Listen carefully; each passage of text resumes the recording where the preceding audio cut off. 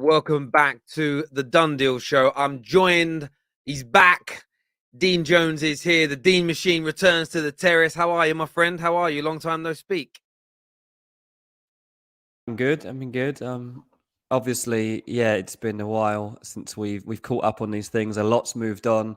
When we logged on today, we were seeing all the transfers that we were talking about back end of August. So it was like Salah update, and Kunku to Chelsea and all this stuff, and suddenly you update it, and we're in a completely different spot now.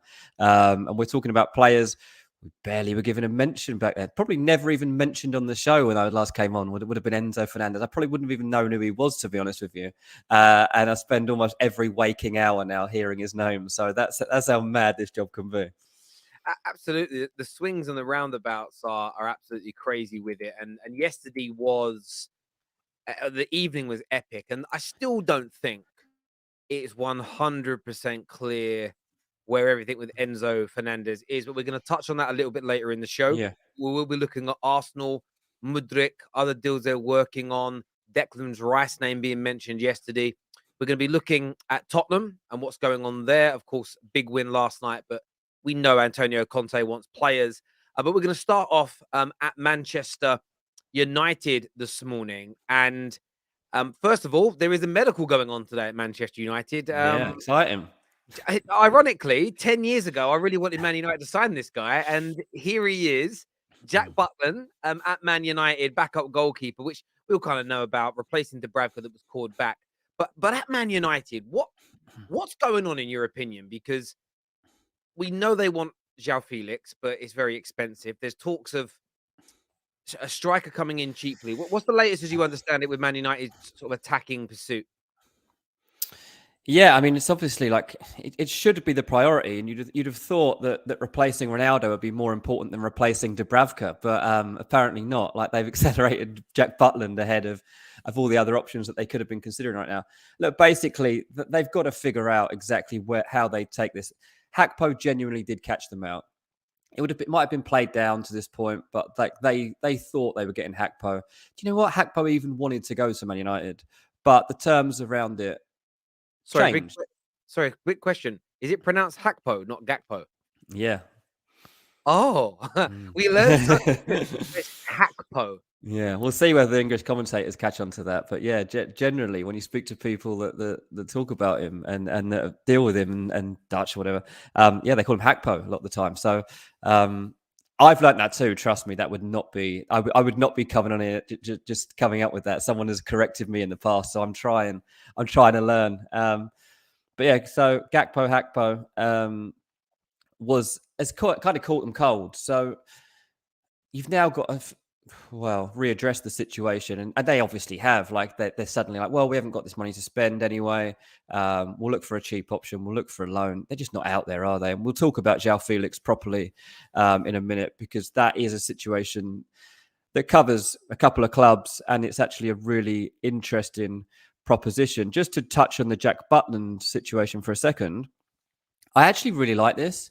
What I like about it is that, look, signing Crystal Palace's third choice goalkeeper, I'm sure didn't have you jumping around the living room yesterday. I'm sure you weren't doing cartwheels. But do you know what? He's such a good character. He's such a top guy, and he was going to be England's goalkeeper at one point. Like you say, 10 years ago, you'd have been really excited about this. And I think that what you're looking for right now, particularly for this second half of the season, is a settled squad, is a happy place. And as part of that, you've got your main 11, okay, maybe main 13, 14 that you're going to rely on regularly. And then you want the supporting cast. Jack Butland, I think, will be brilliant at that. I think that he'll really enjoy being at a club of this stature. I think he's a very good goalkeeper. He's obviously not going to play very much, but he will really, really be a good addition to the players. I've met him a couple of times, and honestly, he's, for a Premier League footballer, there's just no ego about him. He's just it's like chatting to you. Like, he genuinely is just a normal bloke. Like, that's a compliment, by the way, mate. I take that as a compliment. I take that. Yeah. Take it as a compliment. Now, look, United fans generally might think, well, we want players with ego. This is Man United. You've got to believe in yourself, have that bit about you. And I think that that's true for a player who's going to the starting 11. And I'm sure to some extent, Jack Butland has obviously got to have an ego in that sense. But generally, I think for a backup goalkeeper, this is a good signing. And so even from just a club stance, I like this. I like it's a good move for United, and I like the character that they're clearly looking at as they move forward. And to take that on, I think that you have to look for that now in terms of the attacker that comes in. If this is where they're turning for a goalkeeper, it makes me intrigued as to what they're looking for in a person as a player for the forward. And Joao Felix obviously is come onto the table because he's actually available. Like if they're looking for a loan, then Joao Felix has to be considered. And of course, the finances involved in this look a little bit ridiculous right now. But how often do you get the opportunity to sign £100 million footballer for half a season? It doesn't happen. I mean, you're looking previously 2 years ago, Odion Ighalo was coming in, and they still had to pay for Odion Ighalo. He wasn't super cheap. He wasn't free to have Odion Ighalo at the club, and he obviously did quite well, to be fair, when he first went in there. But you're now at a situation where United have got the opportunity to sign Joao Felix, whereas 2 years ago they were signing Odion Ighalo. So I think that shows progress, and I think that is promising. And I also think it's something from that sense that you have to take quite seriously. I'll talk about this a little bit more in the Arsenal section, because I do think it's probably more interesting from their point of view. But there aren't any loan players out there, are there? You know that. You've even seen Everton are trying to sign Danny Ings on loan, and they can't even do that. So if Danny Ings isn't available on loan, or a player of that level, then what chance have you got of signing a centre forward that can genuinely make a difference to Man United's campaign at this point? If Martial could actually stay fit, United actually don't need a centre forward. They've got someone that they're actually quite comfortable with. I know he's not scoring goals right now, but that four that they want in attack aren't actually getting any game time together, are they? So if you're looking the four that they want regularly in that front line would be Antony, Rashford, Fernandez, Martial. I mean, I haven't looked this up, but they have barely had any game time together at all. There's always someone missing.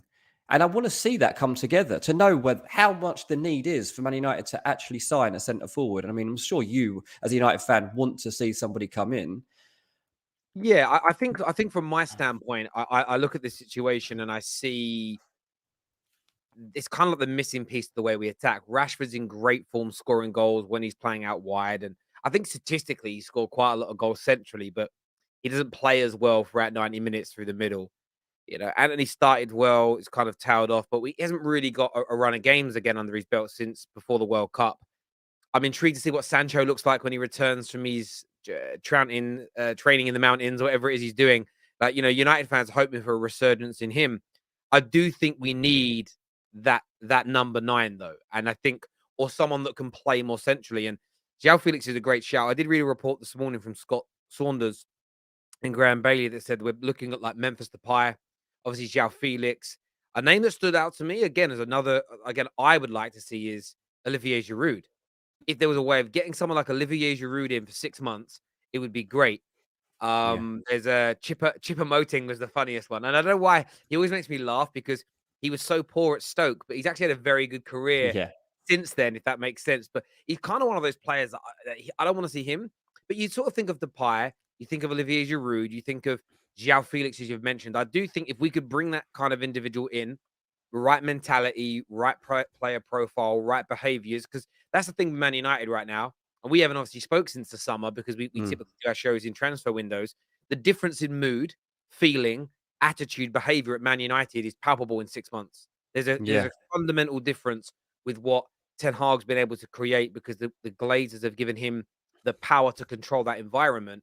And yeah, if we can add a good quality player in there who comes in, not just scores goals, but also keeps that mood going, brings in the right mentality. Look, Man United could end up having a very good season this year. There's no doubt about it. But I do worry about the ability to keep scoring. If Rashford goes for a dry patch of goals, I don't know where the goals are coming from right now, and we need to address that. And there's a big Ronaldo-shaped hole that we need to look at. But yeah, Butland, great but we need more. You know, we need more, Dean. We need more. No, of course, and I think that's obvious. I mean, what I would say is, if you think back to when United were linked with Marko Arnautovic, and the uproar that there was around that, you look back. Since then, this season, Marko Arnautovic has got 8 goals from 14 games. Arnautovic has actually been playing quite well. I'm not saying he was the right man for Man United. I do think that the backlash against it was probably a bit heavy, but it does make you have to consider, like, is that then going to be back in the thinking again? Is it profile rather than name that Man United are going to be looking for now? Is it a type of figure that they want in that attack? Because Ronaldo wasn't offering much anyway, was he? I mean, we know that. But, like, he did bring experience. He did bring stature, both physically and, like, on a mental level too. So when I do keep coming back thinking, well, they wanted Arnautovic. That wasn't just a rumor. They really did consider doing that. So that's what we have to consider. They probably still want a player of that mold if they become available. Yeah, no, exactly. And I think Man United fans, what I would say about United fans now is, again, when I look at the list that was put out there today, there's Abu Baker as well. There are players that I don't know that much about, or I'm not keen on, but equally, I trust Ten Hag now. Yeah. So if Ten Hag says, I think for 6 months, Olivier Giroud, I'm going to use him as an example, can give us what we want for 6 months. He ain't going to join, mate. No, he probably isn't. He probably isn't. Hypothetically speaking, okay, yeah. Before I get clipped up and people use a content creator as a source, which is a very weird thing to do. I've had that in the comments already today. Terry, you said that Enzo was done. No, I didn't. A journalist did, and we quoted his work. It's as simple as that. It's not my fault if the journalist. And by the way, I will say this: we will get onto Enzo. It's not the journalist's fault that Chelsea changed their mind about how much they were willing to spend. Like, get that right first of all. But there we go. Viewers, we'd love to. Any questions you've got about Man United, feel free to send them in. Anything you want to ask. We will move on to the Joao Felix story in more detail later in the show. Deal with what I will say to the viewers. What's been reported from some fairly credible sources from Spain today is that he doesn't want to return to training. He doesn't want to risk injury, and he's pushing hard for the move, Joao Felix, which is interesting because that changes the dynamic of how much money you can charge if a player's pushing. But yeah. We will see. Viewers, make sure like buttons are being smashed and you're subscribing. I did want to ask you about Tottenham because they've been in a barren run of form. They won last night very well, but there appears to be some needle. You can kind of feel it with Antonio Conte, the whole, I'm not here to win leagues, I'm here to stabilize the club. Maybe then they'll spend the money for us to win the league, is essentially what he has said. Are Spurs likely to have a good January window? I mean, it's so complicated, isn't it? Because you've got so many layers to get through here. I mean, first off, you've got the whole, it feels like a standoff between the manager, the club, and the fans at the moment. Like, they're certainly not in a good place together. Even Conte's tone after the 4 goals last night, like, you hear him talking, he's not bringing much inspiration and passion to the table. It's almost like he's doing it in spite of everything around him. And it's like, oh, we won that a bit too convincingly. That's not going to help me get the players that I wanted. It always doesn't work in his favour that they've gone and scored 4 goals. But that is definitely tension around that context, especially as, like, they ideally would have liked it cleared up. During the World Cup, negotiations were supposed to go well. They didn't. And they need to find some consistency in results, but also some harmony within the club. I think that's what the impression I get, why so many people that work at Tottenham are quite keen on the idea of Pochettino returning, because it was such a nice environment. It was such a good place.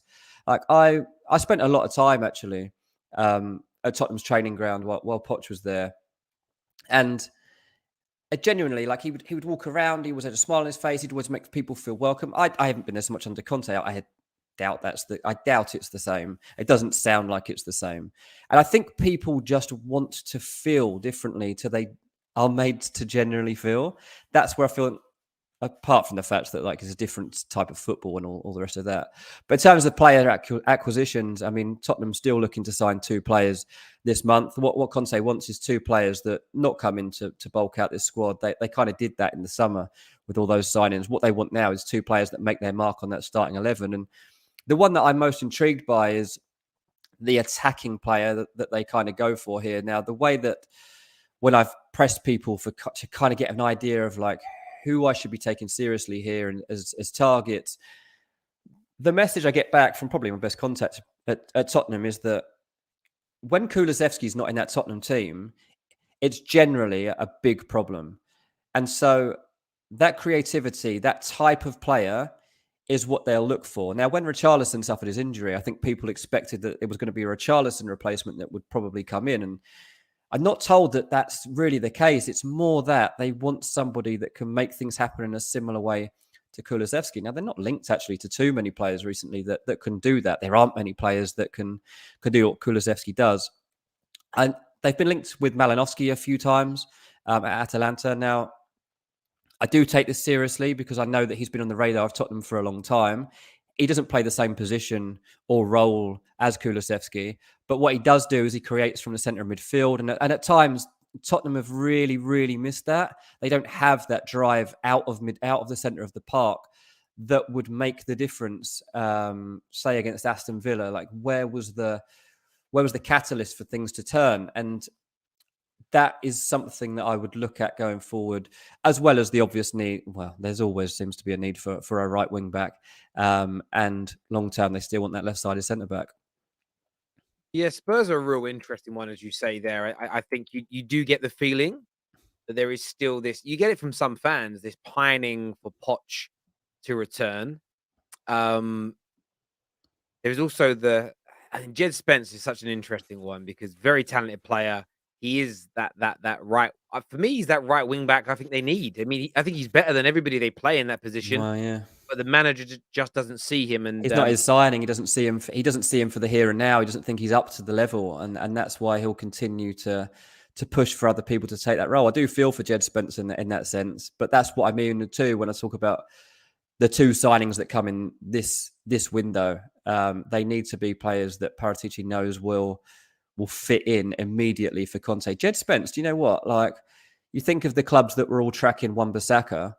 Like, Wan-Bissaka at the moment won't be leaving because one, he's playing quite well, but two, United don't actually have a replacement there for him. I mean, why aren't Wolves, Crystal Palace, whoever else looking at Jed Spence for the short term? I was always told, like, Jed Spence is likely to go out on loan in January. We'll have to wait to see whether that actually happens. But yeah, while his name's there, I wouldn't be surprised to see Jed Spence actually leave Tottenham. Yeah, I mean, I wouldn't be either. I tried reaching out to his agent the other day. He ain't come back to me. I'm going to chase him back up. I know him and just, what's going on type thing. Because when I watched him at Forest last year, I saw a very talented player. Yeah. I understand Antonio Conte doesn't rate him, and he doesn't have to rate him. But it's almost a case of Spurs have got to get this right. One of the questions we actually had for you was AWB leaving Man United. You kind of answered it there. Yeah, I agree with you. I think he's playing really well invertedly. We don't have a replacement on the cards. There would be no mileage in Man United letting AWB go with no replacement. You just weaken the squad, and he's come in these 3 games since the World Cup and been instrumental. Maybe he doesn't play now for another 2 months, but we might need him in 2 months' time for 3 games again, and he's there and he delivers, and it helps us win those points and get back into the Champions League. So yeah, it's going to be an intriguing one to see. But yeah, Spurs, as you say, are a very interesting club to look at right now because they haven't kicked on this season like many people believe. Their fans went from winning the transfer window in the summer to being utterly underwhelmed with the way they're playing and what's going on and stuff like that. And what does your gut tell you about Antonio Conte? Do you see him signing a new deal, or do you think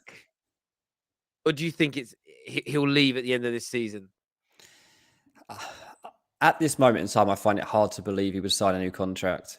And honestly, like, you have to at some point decide whether it's actually worth him signing a new contract. I think on one side of things, going into the World Cup, I would have said, yeah, 100%, like, keep Antonio Conte. He's changed the mentality. The performances aren't consistent, but the outcomes generally will be, and you should be in the mix for good and big things. Then he starts talking about how it's a miracle to finish in the top 4. Then he's playing down like their transfer window, and you're like, is this vibe really helping anyone around Tottenham right now? And if Pochettino genuinely can be signed, should he return? And that's the situation we have to get to. Tottenham have just had too many managers, too many different philosophies, too many different changes of playing styles. That's one reason I would argue for Conte to stay, is to at least see this through. And he's brought in players that and next manager might not want. That's the other thing to consider in this transfer window. Why would Tottenham right now back Conte with 2 big signings if he's not actually committing to a new contract? Next manager might not want those guys, and they're stuck.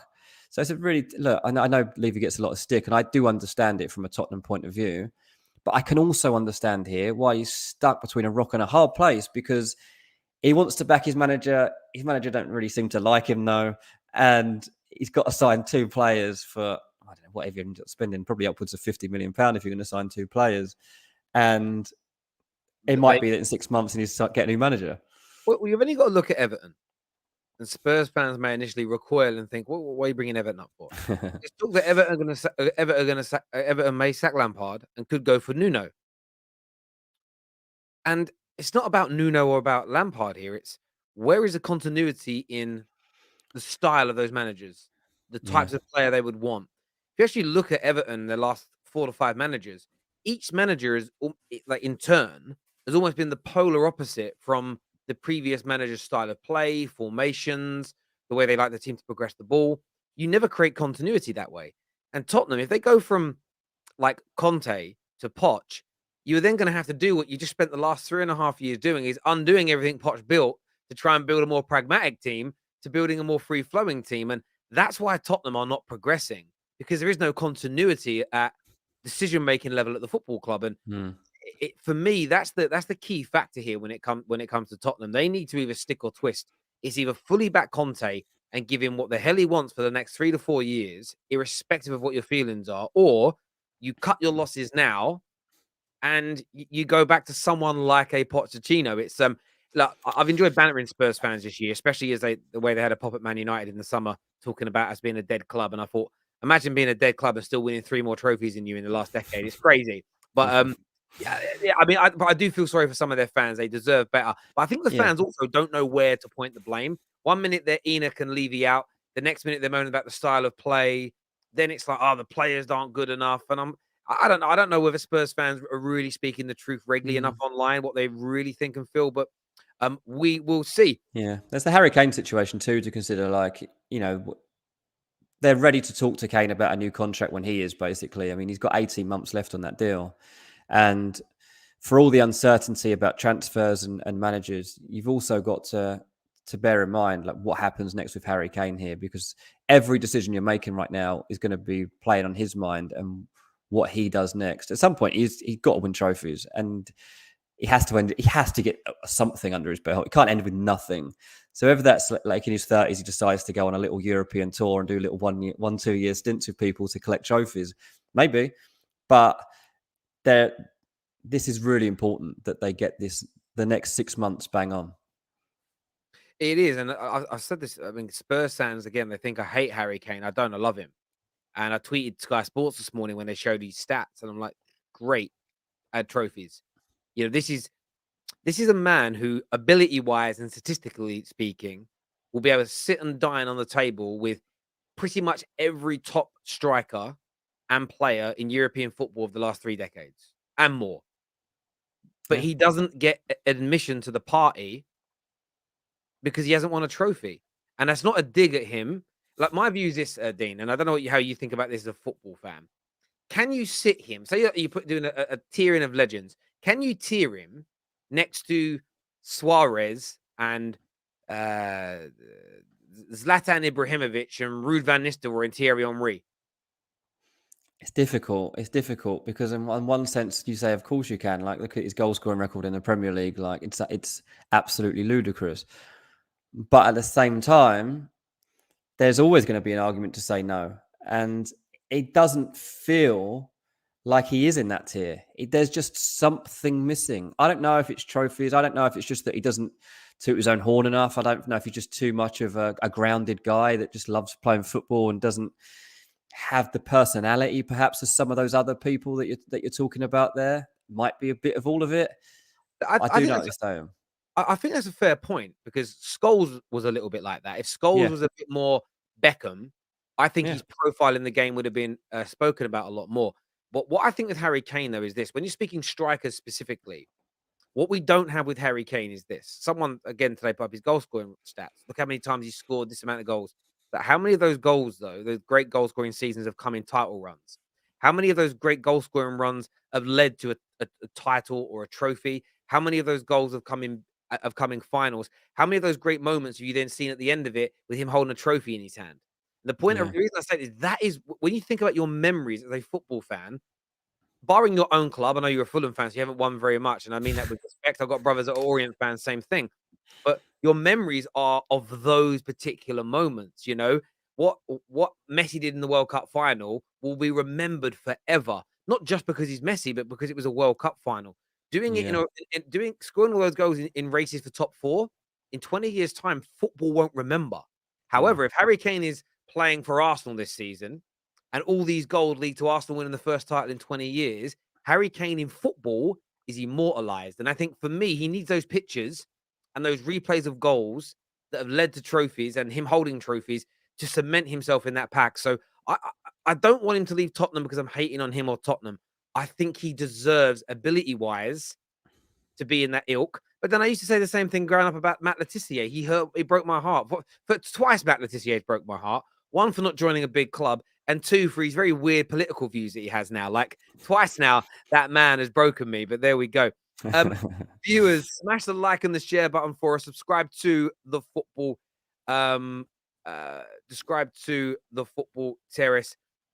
Lee Gunner here says, so irrelevant goals and wins that lead to nothing are then irrelevant. Lee, you're twisting it. You said that a team celebrating a win in the middle of the season is irrelevant because they haven't won a trophy yet. I didn't say I'm talking creating legacy in football. Nice try there, though, Liam, your old mate. I hope you're doing well today out there in Spain. Probably nice and warm, sitting by a swimming pool somewhere. Chelsea. Chelsea. First of all, your take on the Enzo Fernandez situation, please. Yeah, I mean, look, it's gone up and down, this one, and a week ago, it seemed very sure that Benfica wanted all the money up front, and then over the weekend, obviously, like publicly, you could see on Twitter how confidence had grown at Chelsea, and I wasn't actually online at the weekend, but I was getting texts and I was messaging people that Give Me Sport who we work with just to say, I've got these updates on Enzo Fernandez. Like there's unbelievable hope here and confidence that they've reached a breakthrough. They're talking to me like, this is done. This will be done by the end of the week. Like this seems really, really significant. And so there's all these messages coming through, and like Chelsea are going to not only pay like the meeting, what they're expected to pay. Don't forget, it's a £106 million clause. Not only they do that, but if it's actually structured in the way that is being proposed, they might even end up exceeding the release clause. So like to fully satisfy Benfica and in order to make this work. And now, of course, you're in a situation where it sounds like, okay, it was a lot of hot air, and actually Chelsea have offered, was it 85 million euros? I think it was the number that was put out. It's the number. That is, well, that was never going to get going, was it? That just doesn't work. I mean, it just makes me laugh that that's where we're at. I saw that in one of Fabrizio's tweets. He said Chelsea have never discussed a 120 million euro release clause. But how can that be the case? How can you be in a discussion for a player who's got a release clause and not discuss it? I don't understand that element of this can be true. Now, look, to take it on to where we actually are right now, and what I've actually heard on this, I think that Enzo Fernandez got a message last night, basically just saying this has been the way that this has all been turned out has left the player himself pretty agitated. He's frustrated that Benfica, I think, more than Chelsea, have put him in this situation where he can't leave. And I don't totally blame Benfica. If Chelsea have lowballed them to this extent, then I can understand why they wouldn't accept it. Like 85 million euros isn't what he's costing. But I can also see that, like, I was surprised all along. Over £100 million for a central midfielder who's more defensive minded. Like, no one does that. No one does that. And we actually did almost entire podcast on it a couple of days ago. The fact that this is this is almost ludicrous that they're going to pay this, because his price point probably is 60 to 80 million pounds. But he's had his hands on the World Cup recently, obviously, which adds a premium to this. From the player's point of view, you see rises on the back of a World Cup. You've got to make the most of these moments, right? He doesn't know if he's going to get an injury. He doesn't know if his form's going to drop off. He doesn't know how far his stock might fall in the near future. Like, anything can happen in football. So the fact he'd even tentatively agreed personal terms with Chelsea over this shows the player's mentality right now. And he obviously wants this move. He's refused to train. I think that Benfica need to bend a little bit to appease the player here, and that Chelsea, I wouldn't say this move is dead. I'd say that this is a massive setback, and a lot of people have been caught by surprise, I guess, by the change in mood around it. I know a lot of journalists that have been covering it, and some are just taking it in their stride that this happens. You know, if you've been doing this job for 15, 20 years, you know that you're given information that can be a bum steer. You were fed information from 3-4 different sources that will be the main ones across a transfer. And often you're relying heavily on one good contact that you'll then feed into other contacts just to make sure that you think you're right. And sometimes it doesn't work out. It seems like that might have happened here. And we'll see. In the last 24 hours, I say that the tone has changed. Chelsea still feel they can get the player, but ultimately, this needs to meet their FFP needs. It needs to meet the criteria that means they can also still sign other players. And to spend over £100 million to put him in the same bracket as, you know, players who are massive game changers. This is the thing. When you're spending this type of money, just to look at players who cost over £100 million. So you're looking at Neymar was the top, obviously, at close to 200. Then you're looking at Mbappe, Joao Felix, Antoine Griezmann. Coutinho was over £100 million. Grealish and Lukaku around that figure, right? So they're all attackers. They're all forwards. They literally decide games. They should do anyway. And then in the 90s, you've got Ousmane Dembele, again, an attacker who should change games. You're elevating Enzo Fernandez into a level of transfer here that's never been seen before for a player of his type. And it's a massive punt. If Chelsea are willing to go that far, that is huge. And now, actually, it seems like they're not. So I don't know exactly where we stand now, because this morning there hasn't really been time for this deal to progress any further or to make any understanding of where we are. I would say, just the final thing before you can ask me anything else, is that what I was thinking to myself, and I asked someone at Chelsea, like, well, how do you even start to make a comparison on what it would be worth, or where the, you know, because you see when you talk about Mudryk, it's like, well, Anthony was worth this, Nunez was worth this, Grealish was worth this. And the case that was put to me was, well, look at Aurelien Tchouameni, right? He moved for 70, I think it was about £70 million. And he's about the closest you could get to making a comparison in terms of age, in terms of value, in terms of talent. And then you hear that Chelsea did actually offer €85 million, and you're like, okay, well, that's about that. So maybe, so maybe that's the ballpark figure they got in with, to be like, well, this is what he's actually worth. But the Benfica's point will be, well, this is what his release clause is, so either meet it or don't. Excuse me, my cough randomly come back again. Yeah, I get where you're coming from. For me, I think that I felt a bit sorry for the journalist last night, because there's a couple out there, and I always do this on the terrace. Every summer or every January, there's a name that appears, and I see the aggregators of certain clubs sharing their stuff. And last summer, I haven't seen this person tweet now for a long time. Was it something Grimes last summer? So, like, I did a few videos where I highlighted what they said, that this is their message. Let's see if it comes to fruition. It didn't. There was another gentleman, I think his name was Felix Johnson, and I saw a lot of big aggregators sharing him. I'm like, okay, well, I'll do a video based on his content, put his name out there. What has he done? I mean, this guy said paperwork was signed. It was done. It was 130 mil. And it isn't. And whatever else. Most other journalists, though, when you actually delve into what they said, is that Chelsea have informed Benfica they're willing to pay 120, 127, 130 million. Yeah. And I've seen everybody quoted either tweeting it or saying it on shows, you know, from Fabrizio, Carlos Luis and Damasio, many more.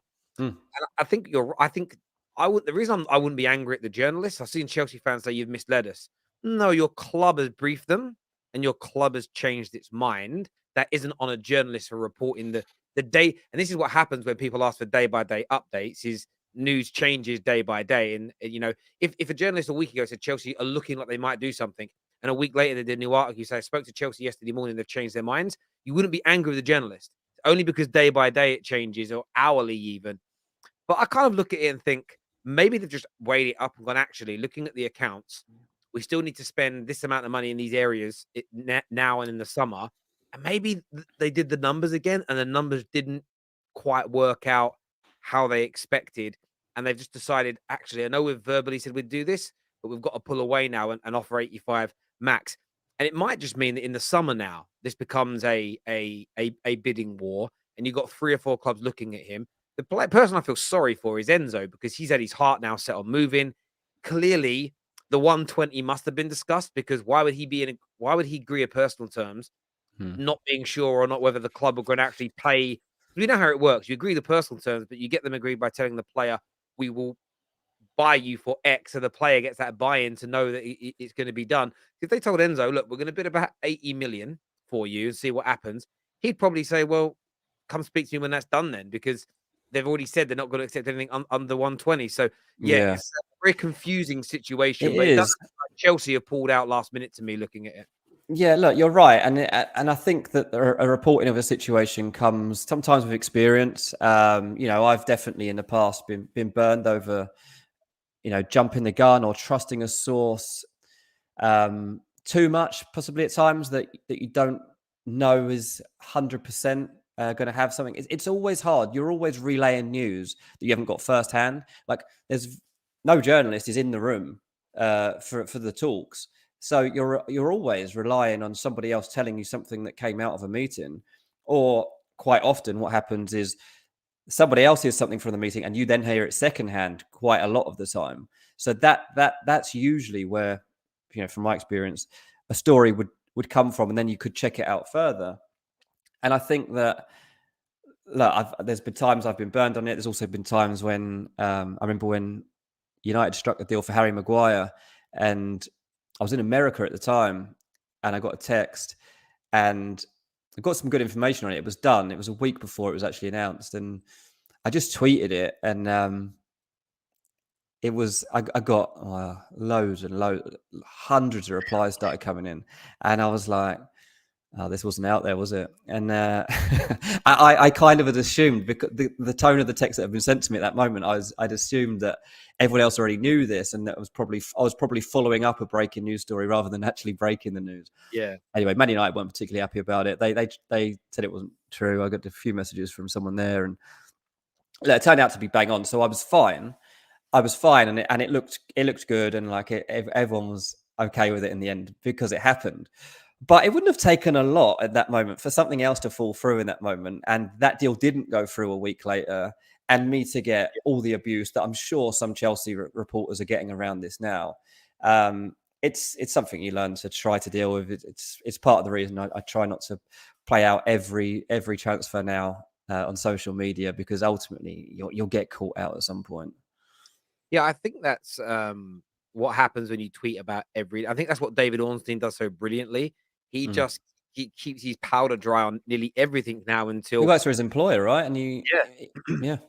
And he does it right. And I think he does it right. And I agree.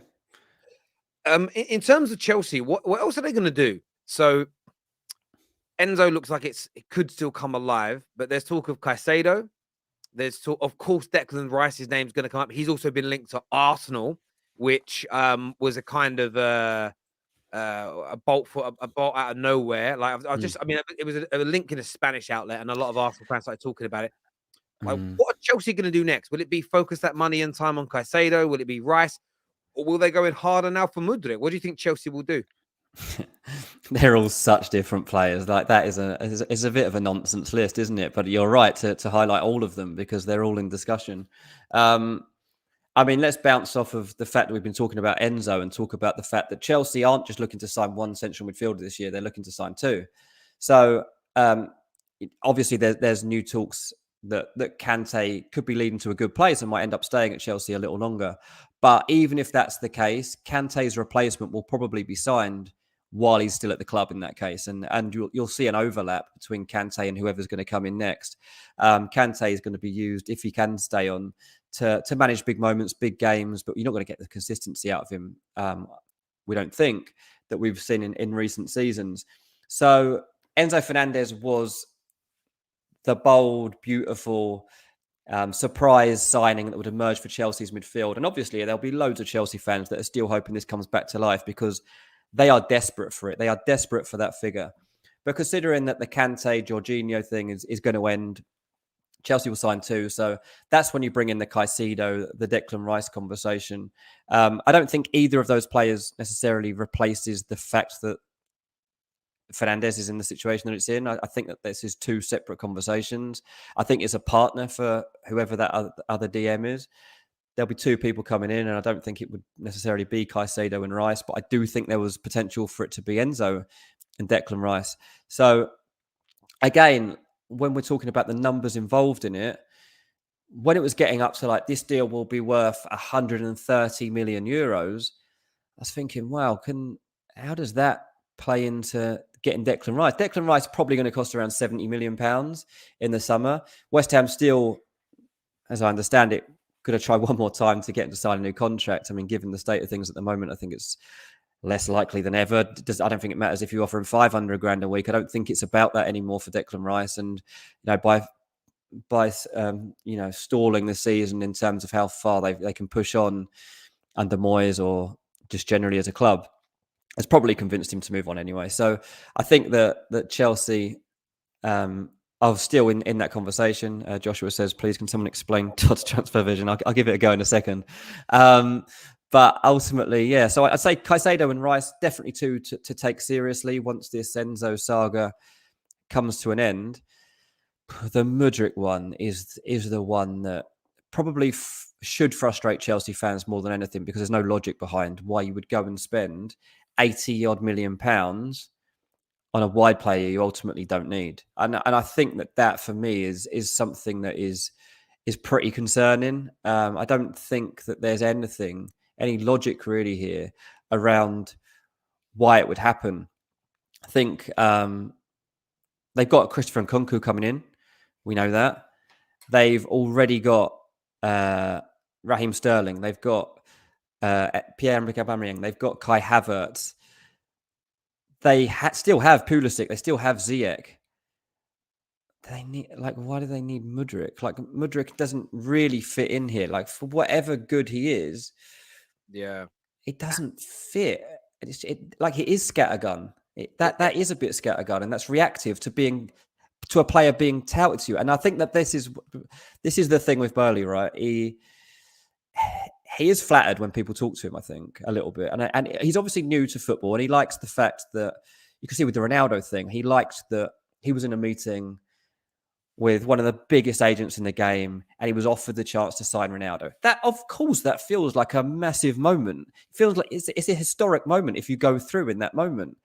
But I think that can still have an impact, even if it's, Shakhtar have been talked about doing this deal. We're talking to Arsenal about this player. They are desperate for him. We're going to give you the chance to sign him instead. There's something about Todd Boehly that seems to not be able to ignore that temptation, even if it isn't necessarily needed. No, I get that. I think that's a very fair shout, because initially, look, what we know is that Arsenal are in, and we're moving on to Arsenal next anyway, they're in the final stages of getting this Mudryk deal done. It feels, and this has almost been like a stumbling block they didn't need, but one they've got to remain calm in, because Shakhtar probably thought, we'll offer him out to another club. But no one's going to say yes, because everyone, I mean, it's only this morning that the guy's liking a post on Instagram of his face behind prison bars, like he wants this move. But Bowley's kind of walked into the trap and said, yeah, we'll pay you whatever. That's now helped Shakhtar, because Shakhtar can say, well, we've got another club that are willing to pay the 100 million euros that we never expected to get anywhere near. So Arsenal are left there to go, right, we've just got to make sure we don't panic and we just keep our powder dry. But yeah, it's an interesting one for me. Again, I think that they need to get midfielders in. They should not be looking anywhere near Mudryk. the money they're willing to spend on him, go buy Rice now. I mean, I know Arsenal have been loosely linked to him. I was going to say myself, Or I put don't. it into Enzo Fernandez, who you actually want. Yeah, go and put the extra money into him, or go and get Declan Rice. And by the way, I don't think Declan Rice will end up at Arsenal. For me, I just don't see it. I just see Chelsea all over. I can't see him going to Arsenal. I don't know about you. I saw that transfer story. People were saying, "Oh, can you speak about it today?" I read it and I just thought, meh. I didn't think anything about it at all. Yeah, I mean, the source that's come from isn't the most reliable. So yeah, it's to take with a pinch of salt for now. I think I agree with you, but yeah, obviously Mudryk is one to take seriously. And what you're saying there about Chelsea coming into the conversation and Shakhtar now having more hope of getting that figure, what that does ultimately is it pushes this deal further down the line. And when Arsenal were first looking at signing Mudryk, they were really looking and hoping to get that deal signed within the first 2 weeks of the transfer window.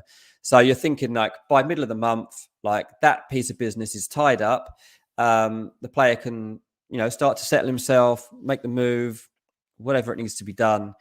Now you're looking at it, and for this deal to happen in the middle of the month, Shakhtar don't care about that, do they? Shakhtar are looking at how much money they can get out of this deal. They're not worried about whether the players sat there watching logged on to Arsenal.com, checking out the Done Deal show to see how close his transfer is to being done. But ultimately, Arsenal also have to decide at what point do you stop this? Because originally I was told the ceiling on this deal would be around £65 million. And look, let's look into the not too distant past when they bought Nicola Pepe. Was £72 million they ended up going to on Nicola Pepe. I was stung by that because I didn't believe that Arsenal would agree to something like that. They were eventually stung by it too because he was never worth that money. And this situation isn't a million miles apart because Mudryk, to be honest, isn't really worth this sort of money either. We're getting too high here now. And if you get to £85 million, my hunch on this is you might as well go and get Joao Felix for 6 months rather than get Mudryk at £85 million. Because what you're going to get from Joao Felix is genuinely one of the best attackers in European football. He is absolutely unbelievable. He would come into Arsenal's lineup and raise not only the level of that team, but the morale around Emirates Stadium. Can you imagine, like, Arsenal already 7-8 points clear, whatever they end up being, by the time, we're at the back end of January, and they say, okay, here he is, Joao Felix is here. Like, how far have this club come in such a short space of time that they're even actually in this conversation? We were talking like 18 months ago about the fact that Arsenal didn't even know where they could shop anymore. They didn't even know what tier of player they could attract to the club anymore.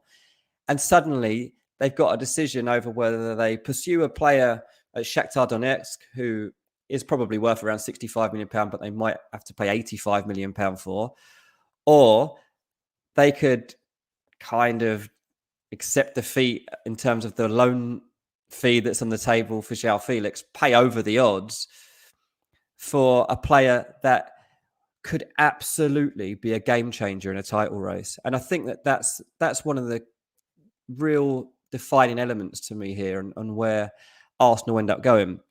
When we get to the crunch, if Man City, let's assume that Man City do make up some ground and these two are going head to head to win the title, you're looking at Man City having Haaland, Foden, Grealish, Mahrez, Julian Alvarez, and then you've got like players like Bernardo Silva and obviously KDB that will play in an attacking sense too and help make the difference. And then at Arsenal, you got Martinelli and Saka, Gabby Jesus when he's back. You got Nketiah, you got Smith Rowe, and obviously you got Odegaard, who at the moment is probably the best player in this division. But you're going to need something else. And Mudryk, what are we getting? What condition is he in? What form is he going to be in? How long does it take him to settle to the environment, to the club, all these different things? Or you get Joao Felix. And Joao Felix can play in a variety of positions. He could play different roles. He can decide games on his own.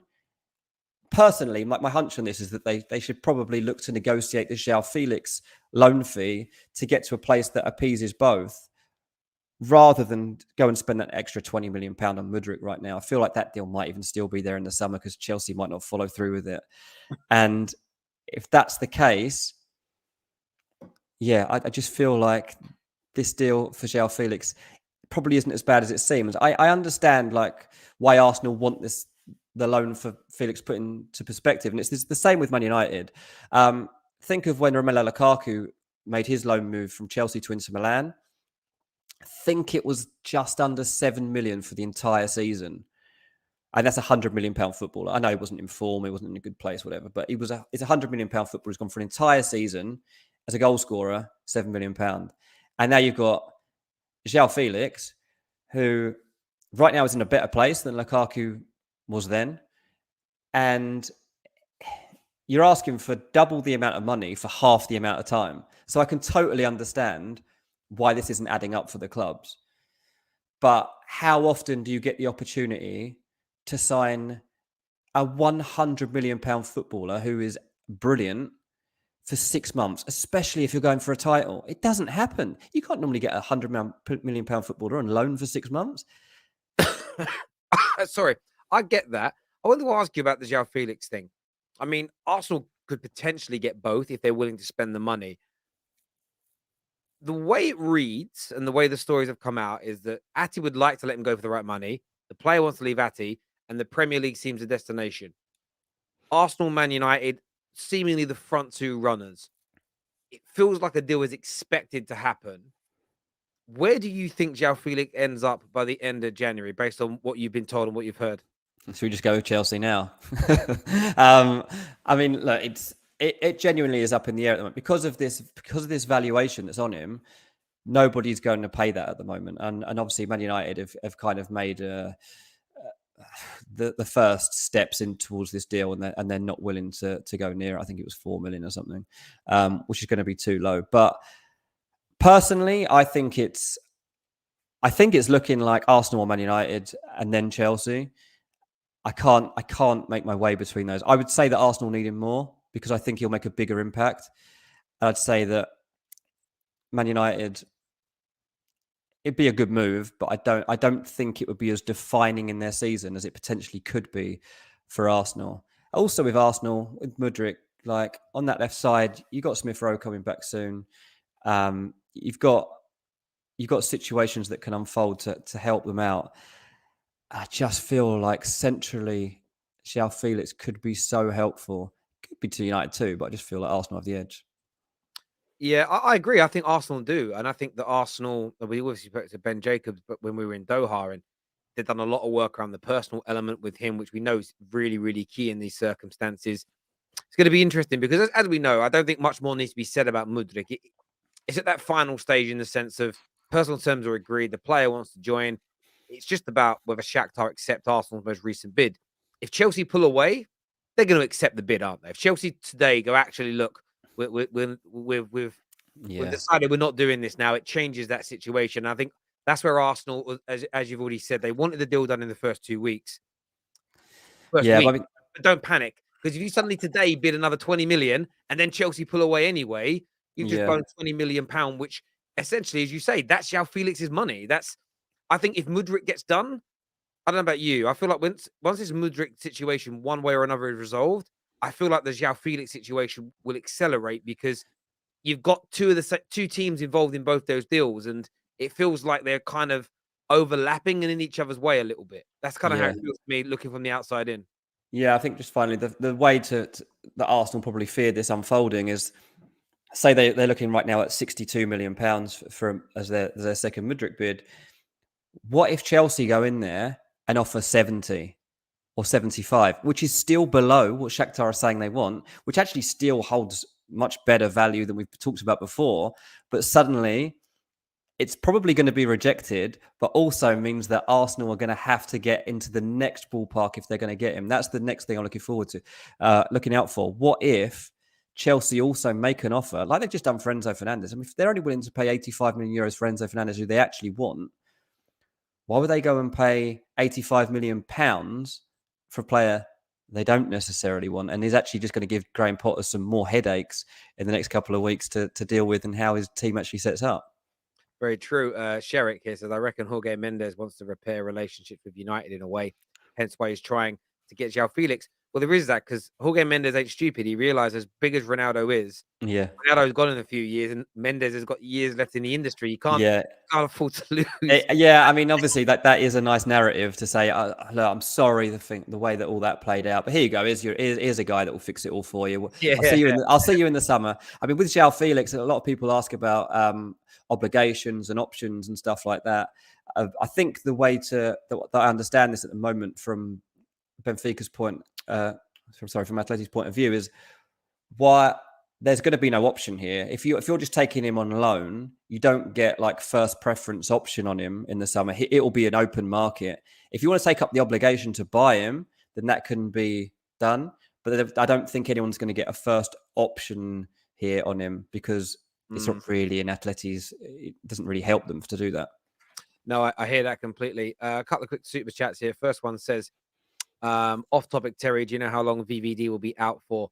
I don't think there's been any update on that yet, as there's no official I think update. so. It could be anything from 2 weeks to 3 months, depending on the severity of the hamstring injury. But either way, him not playing for Liverpool is a good thing because he's been awful. Terry, is your face okay? Look, listen, I'm fine.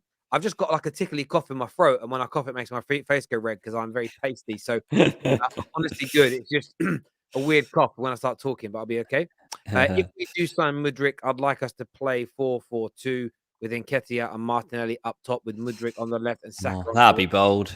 That'd be bold to change formation at this stage. But it'd be a nice option to have. I mean, I think that's one thing that Mudryk will give you. I think that to bring him in and gradually find roles for him within that team and to have him as an impact player while he settles will probably be what we're looking at. And it would give you that versatility to try new things when you're trying to win a game and perhaps go two up top.